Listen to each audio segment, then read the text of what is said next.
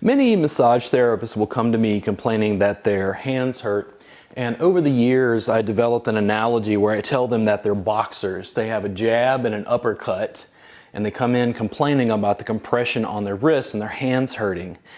The work that I practice is a little bit more akin to the Ultimate Fighting Championship. It's a little bit more akin to a Brazilian Jiu-Jitsu because I save my hands by using my knees and using other parts of my body to deliver pressure.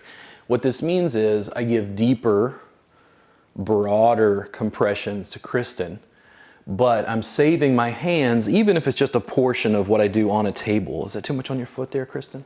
Okay. If I give you some pressure right there, how's that? Okay.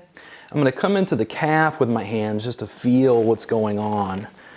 The knee pressure there on the foot's fine. Okay. She's got a little bit of tension right here, so then I'm going to come in with a forearm at the same time. How's this? Too much? What if I back off and just give you some good there? There we go. Now, if I decide that I want to come off of that, and let's say I do want some broader pressure, if I come in from the side, Kristen, how's this right here? Is it too much?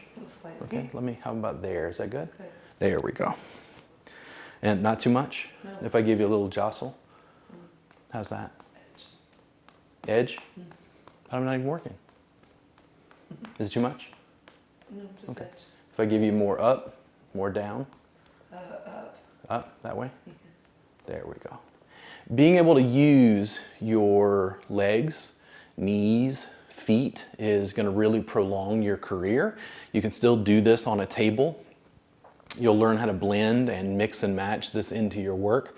I'm really crafty at showing you different ways of accessing tissue and working on people to be able to maintain your body's integrity and save your hands. It's not that I don't use them, because I will come in and feel for tissue restrictions.